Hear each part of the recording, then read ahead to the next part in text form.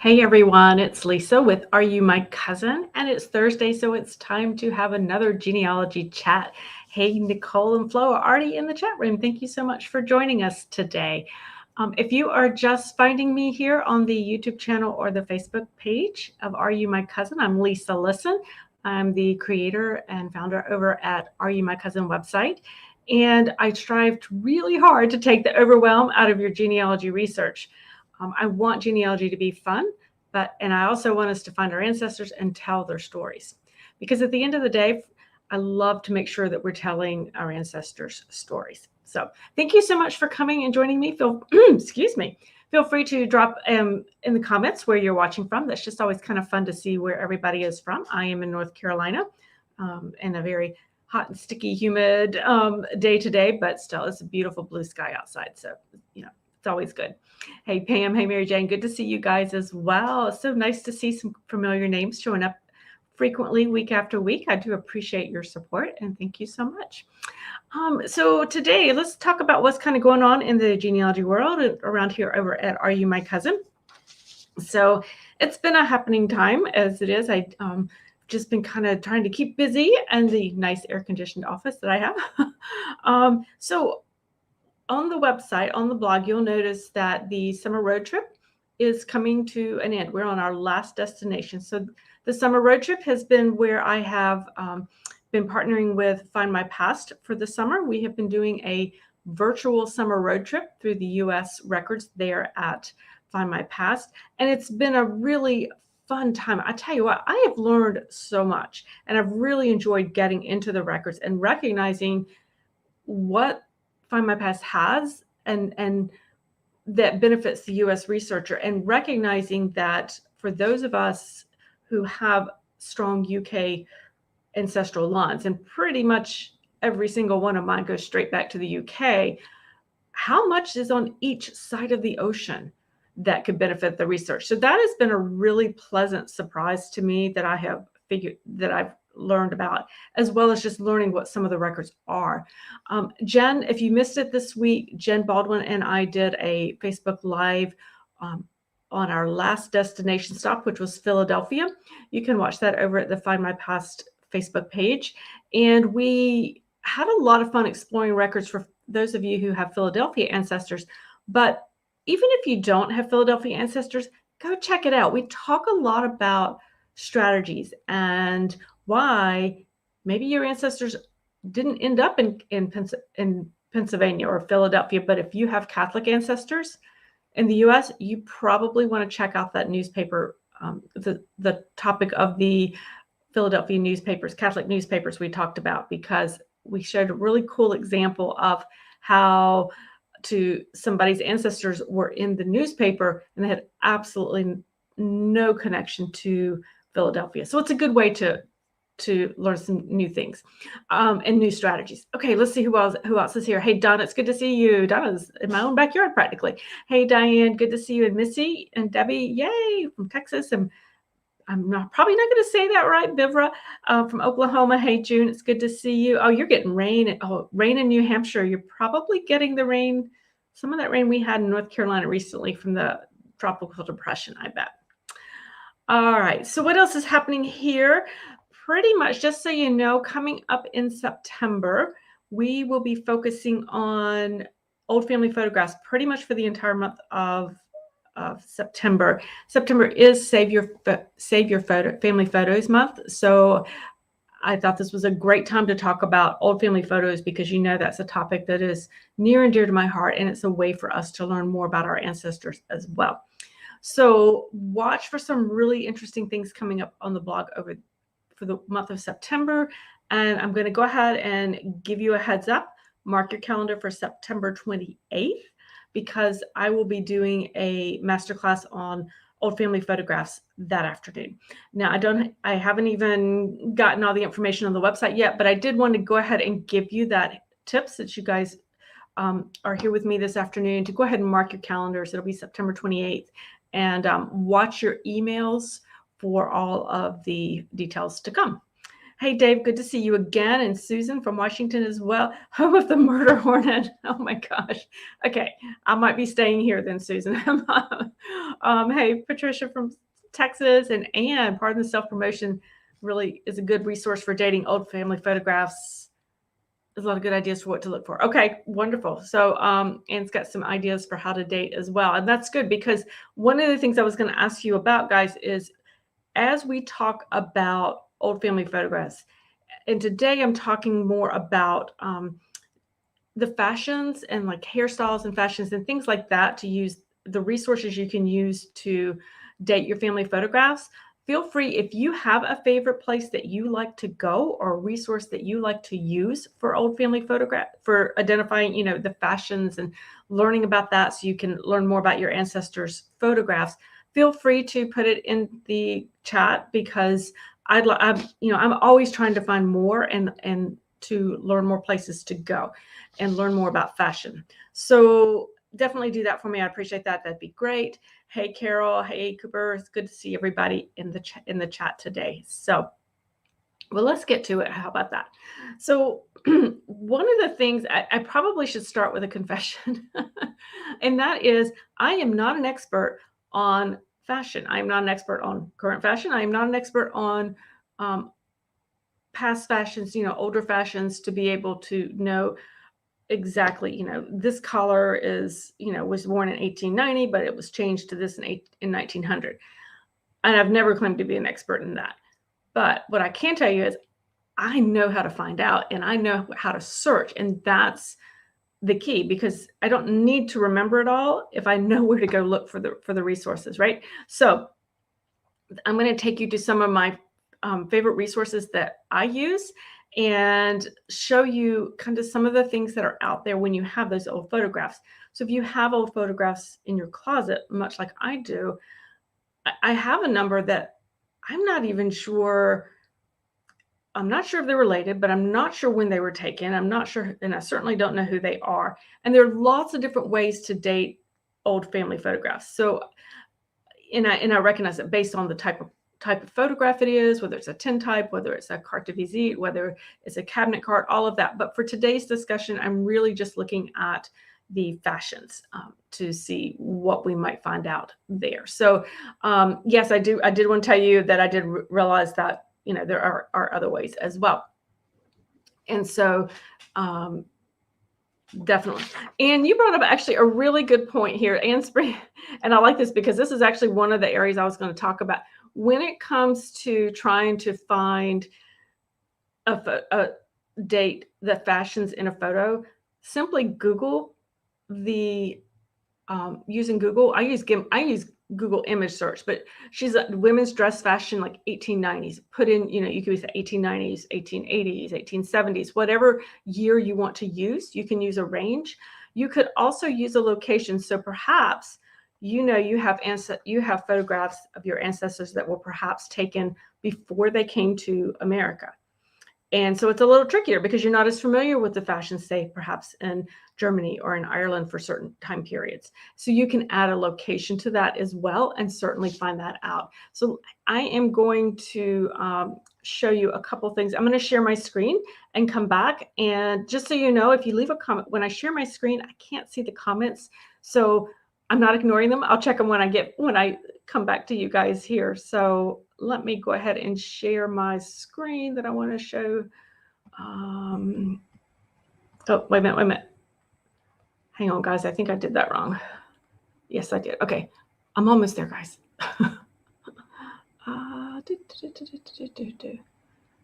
Okay. So this is one of my favorite places to actually, sites to go to. And I did find it by basically Googling women's fashions for a certain time period. This is a family history, a fashion history timeline.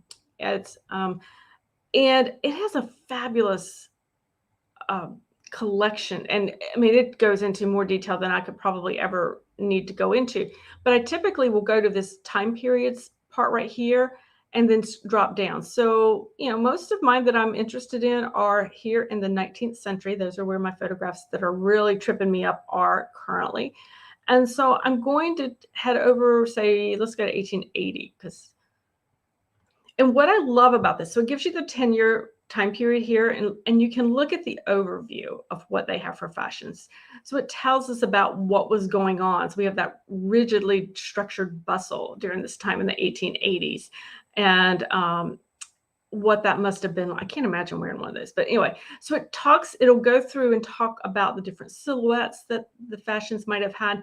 So if I have a photograph and I'm suspecting based on, the type of photograph and that I have, that it was probably taken in the 1880s, or if I suspect it's that ancestor, I love coming over here and reading more about the what it looks like, what that fashion might have looked like. So here we have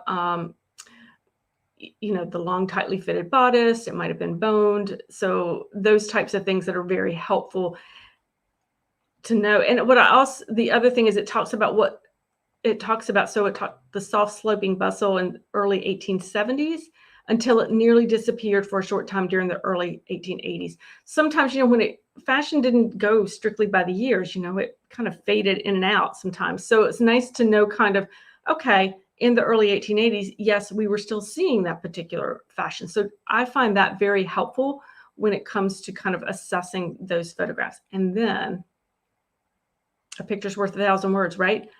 They provide wonderful photographs here, as you can see, so that you can compare your photograph with what they have as well. And you can see, I love how they showed the little silhouette of the bustle there, but you can compare and go through those as well.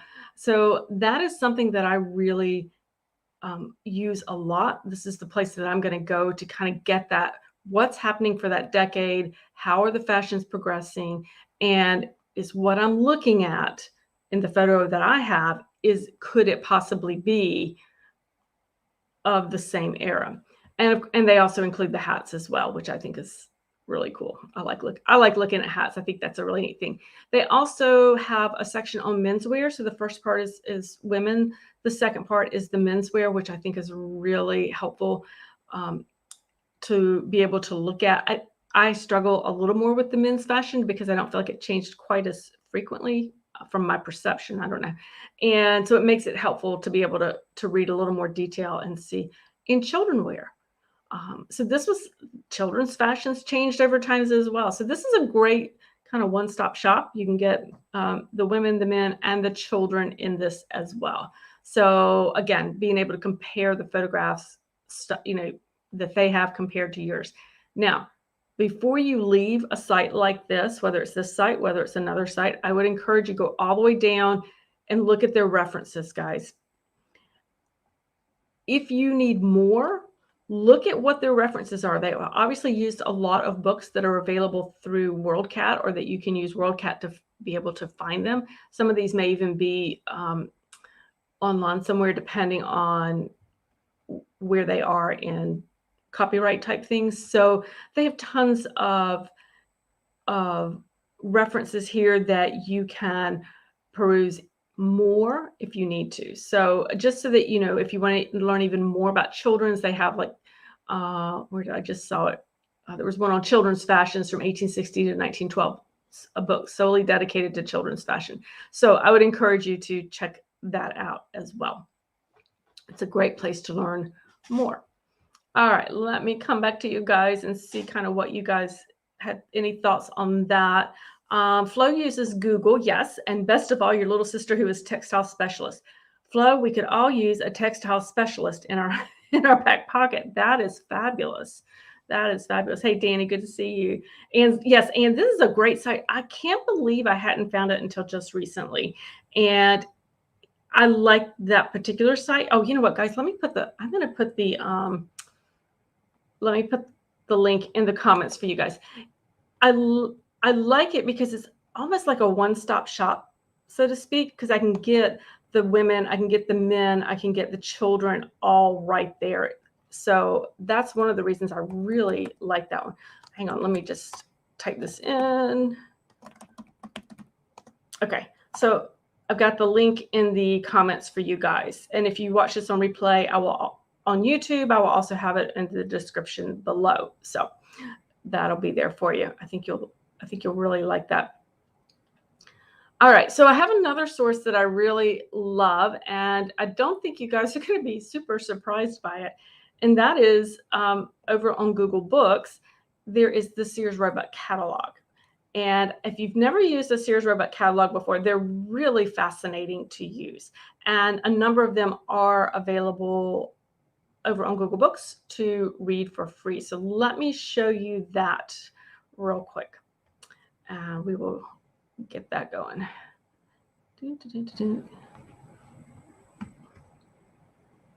Here it is. There it is. Okay, we got it coming. Okay, so here it is. So this is over here. I searched Google Books for the Sears Roebuck catalog. It is the 1922 version, and it is available to read for free in its entirety. Just so you know, I really, this is a nice feature. You can actually download this so that you would have it, available to you offline. If it's something that you felt like you would want to use frequently, you could do that. You may see this on a number of other Google Books that are available to read for free that are out of copyright. So if you ever are using Google Books, just in general, you have that option frequently if it's available for copyright to read out of copyright. So just so you know, that might be helpful to you for other books that you might find as well. But again, this one I can read for free. I'm going to click on it. And this is 1922. And I love it because, one, I remember the Sears catalog, but the Sears catalog, to be able to look, this is what women would use. This is how they would get ideas for their own fashions. If they were seamstresses, they might, or maybe they were purchasing their dresses, very likely, certainly, but they may have also just been using it for straight up inspiration. Let me see if I can slow my scroll and get you guys to see. I love this one here. Let me get back up to this one first. So we have the Mrs. and Small Women, which I think is really a fun thing to look at. And so you can see kind of what I would look at when I'm looking at fashion were things like collars, what kind of collars that they might have had, what kind of fabrics, what kind of patterns they might have been wearing. What did the waist look like? Was it cinched in? Was it not cinched in? What size was the belt, if there was one? I'd want to know kind of let's see if I can do this without going, oh, I knew I'd go too fast. Hang on, what kind of length there was having, what type of shoes might they be wearing. These are the kinds of things I'm kind of looking at. It's fun to see. I love looking at the prices. I just think that's really fun. It tells us the even types of fabric. So that can be another really interesting piece of the puzzle as well. So when you can do that. So there are different types of dresses. This is something called the extension waist dress. So that's another idea. So it's a good way to go through. You can see what the women were looking at. So what our ancestors in 1922, if they had that Sears catalog, they were going through seeing, what can what do I want to purchase? What do I want to make? And they have hats, they have men's, they have children's, they have just about anything you could think of in the Sears catalog because they did. And then we have, of course, they do have sometimes color pictures, which I like because it does give you an idea of the sense of what were the colors for that season, what colors might your ancestors have been wearing. I like this, the 1920s, that broad brim hat, but then they also had the smaller hat as well. So anyway, I wanted to show you that there. So you can find those on Google Books. And again, many of them are for free. Not all of them are free, but some of them are free for that. So Diane said many of her ancestors were poor, so you think they probably made their clothes, especially the women. Absolutely, Diane. I honestly, I think that's probably what many of mine did. I know a couple who were good seamstresses, and I actually have a dress and some baby clothes that my great grandmother made back in the early 1920s, and the stitching is just, it's amazing. It's perfect. You would think that she had purchased it, but she did make those. So it's nice to be able to have that sample of her handiwork. But you're absolutely right, Diane. But I do, she was a young woman growing up in the early 1900s and 1910s. And I have no doubt that, fashion was important. In fact, I have letters from her and she and her friends talk about, well, I'm making this and I got this wonderful piece of fabric and it's the brown velvet and it's, that I saw at the store. And so it was important to them and they wanted to look fashionable, whether they made it or shopped for it. So Anne said you found catalogs especially helpful with children's fashions. I think that's a really good point, because children's fashions can be they're different, right? And they can be harder to date, I think. But that's one of the reasons I like that family history, the fashion history timeline, because it does give the children's by decades, and it does talk about them in a little more detail. So I do like that for that. But the catalog definitely, because you can see what's there. You can also see, household goods and anything that somebody could have purchased, you could probably find there in that catalog, including homes. So yes, you could order a house out of the Sears catalog at one time. So there is that. House fashion too, I guess. All right, so where else do I typically go? We talked a little bit about Googling for fashions, but I also use Google to I do image searches on Google. With that, I can share that as well and show you some tips for that. It's, let's get that pulled up. Wrong one. There we go. And so this is what I did. I typed in 1885 photo of woman, and I put France, because I wanted to put a location on there, because not all of us are looking at photographs from ancestors here in America. Many of us probably are, but we may have some that were taken or sent over from France. So I will be honest, Google Image is not the first place I'm going to go. But if I'm struggling, and if I'm looking for something a little extra, maybe I'm looking for one of those from overseas, I'm going to go and see what I can find there as well. So we have here's one with French high society during certain time periods. And so these are not always quite as helpful, but you could also go with and this is going to usually defaults to more America, but you can see we have a CDV here of a young woman. And a CDV is a carte de visite, guys. And so we can read about that, and we can head over to Flickr, and it tells us some other related images as well. So it does give us some other options to look for. Here's one from 1885. So we have that one there as well. So it is a place to go and look, and again, compare fashions to and from. Another great place, I think I'm going to have to stop and come back and reshare the next one, would be the Library of Congress. I don't know how many of you guys use the Library of Congress for photographs and looking at things like that. I like them. Again, they're probably not going to be my first stop for this particular search, but it is definitely one that I keep in my toolbox, so to speak. I search the photo, print, and drawing section, and then I can go through and look. And so what I like is that I can come over here and I can actually, narrow down things quite a bit. So I have it as for things that are just available for online viewing, because I'm sitting in my office. I can say I only want images, and I can then, what I like to do is come down and really narrow down the time period. So let's stick with that 1800s. We can narrow that down, but we can take it even further down if we want. We can go, let's look at 1860 this time. So there are 1,000 photos here at the prints or drawings at the Library of Congress for women, and I had just structured my search on women here, and so you get a big hodgepodge. But here we have, I believe this is a daguerreotype. I'd have to go through it more, and you can actually narrow it further and say I only want the ones for the U.S. And so you can narrow down by location as well. So you could just get some interesting things here, and you can find that fashions, they have a lot of this type of Civil War. So if you've got a photograph that you believe may have been taken around the Civil War, these are great to go and compare for costumes as well. Again, you're going to look at the collars, look at the little bows, like the bow ties. If so, perhaps, those definitely change throughout time. the cuffs? Did the sleeves, did they have lace? Were they tight? Were they loose?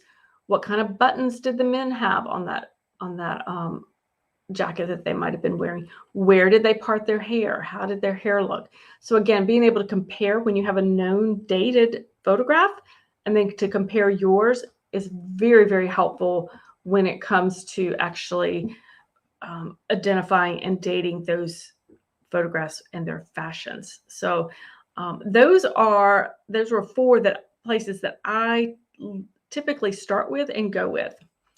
Is there a lag in rural areas compared to city fashions? Yes, Missy, I think there is. Basically, just yes, I think, and I think part of it has to do with probably several things with this, things getting the information getting to some of those rural areas if they were really way out there. It also could have been, my ancestors who lived in the city typically could have afforded, their socioeconomic status was a little bit better and they could have probably ordered from Sears catalog, whereas mine who were and rural farmers who really had very little pretty much would have made their own and just, when they could and when they could get the fabric and that type of thing. So yes, I think there was typically a lag there, and I'd be curious to know what your thoughts are on that as well. So the other thing that sometimes happens that when we sometimes think about that fashion lagging is that when somebody went to get a photograph taken, maybe it was an individual, maybe it was a couple, children, whatever, it was a big occasion. Basically, it's not like today, obviously, with our cell phones where we have, you can have thousands on your cell phone and not even remember taking them. They would go, but they could actually also rent, clothing to wear. So if they didn't have something nice, if they went to a photo studio, they could actually rent something.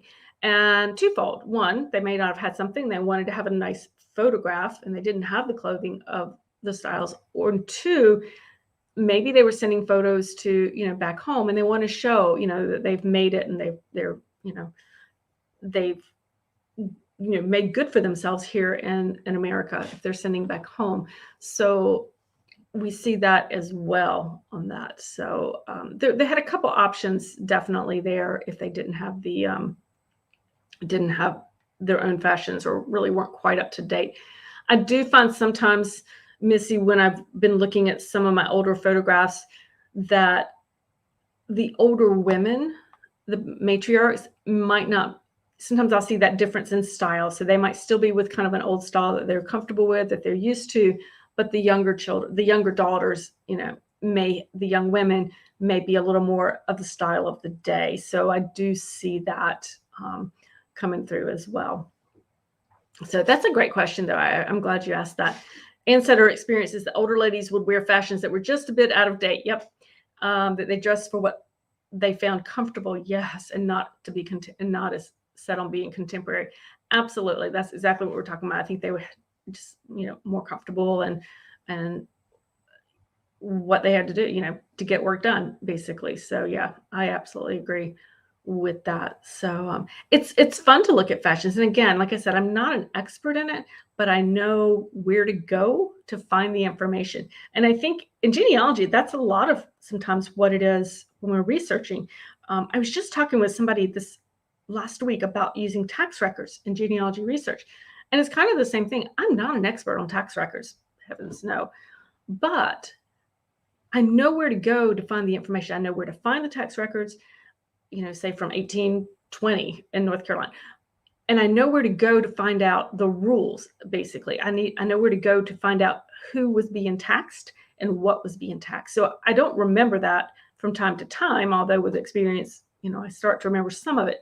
But it changed over the years. And so but at least I have a reference and I know where to go to figure it out.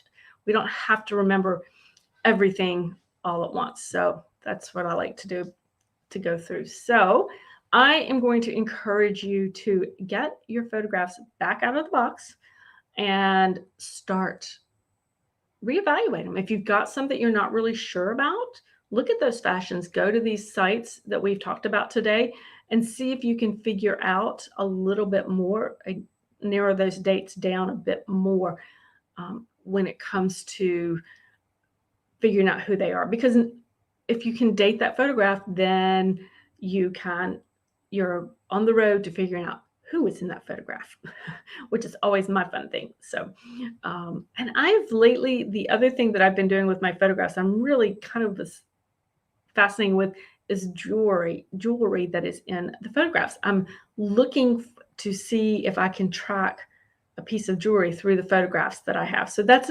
another interesting thing as you're looking at the photographs and fashions. Make note if there's anything that you see showing up in the photographs of a particular family, several times. Is it a piece of jewelry? Perhaps it's something that's being passed down. Just another fun thing to think about and to explore with your ancestors. It's a way to, again, tell their stories and to understand them a little bit better. So, Patricia, I'm glad you found this interesting. Definitely try out those sites. I think you'll find those helpful. As I said, I've really enjoyed doing those. The order that I typically try those sites in is I typically try the fashion history timeline first, and then I'm probably going to head over to I'll do either the Google Books, depending on if it's a time period when I can get that Sears catalog, or I head over to, I'll do a good Google search. Nope. I do fashion history timeline, catalogs on Google Books. If they're available, I'll do Library of Congress, and then over to just a straight up Google search. That's sort of the way that I go. And usually between those, I can get what I need, definitely. So that's usually pretty good. All right, guys. Try those, get those photographs out and look at them. Let me know what you find. I'd love to hear. If you get them out there and you see something really interesting, pop it in the comments. Even afterwards, I'll still see the comments. Even after we're finished here, I'll see those. So, Beverly says she has a picture that you think is from the rural Arkansas. 15 women. Wow, and all but one has the same hat on. You think it's a club, perhaps? Absolutely, and it intrigues you. Try those sites, and because it might be a club, maybe check the newspapers, the rural newspapers that are out there. Perhaps they would be written up. Perhaps there was a special meeting, or maybe their meetings were listed in the newspaper. So try those. If it's really rural area, and you might have to check with the library. I would check with the local library there to see if they have them. They may not be digitized, but I would actually reach out to the local genealogical society, as well as the historical society and the local library in those areas about clubs. That's a great clue in itself with that photograph. So wonderful. Thank you so much. Bowler hats. Yes. And that's right. Bowler hats are always really good to see. You're welcome, guys. I'm glad that you guys found this helpful and interesting. And I look forward to talking more about photographs as we go through the next few weeks. I think you'll find it interesting, because sometimes I think I know that early in my research, I overlooked using my photographs that I have as genealogy resources. And I know that sounds kind of weird, but things such as family groupings, that's important when it comes to photographs. It's important what's in there. What are they wearing? Who are they with? Those kinds of things. And I love those I call them the accidental pictures. There's really candid things that were obviously somebody just kind of snapped a shot of a crowd at a picnic. It's kind of a mistake, but it's because nobody's looking at the camera. But those are the ones that I love too, as well, because you get so many good genealogy clues for your research out of them too. So we'll be talking about that coming up too. So anyway, have a great day. I will see you back here next week, and let me know what you find out. Bye, guys.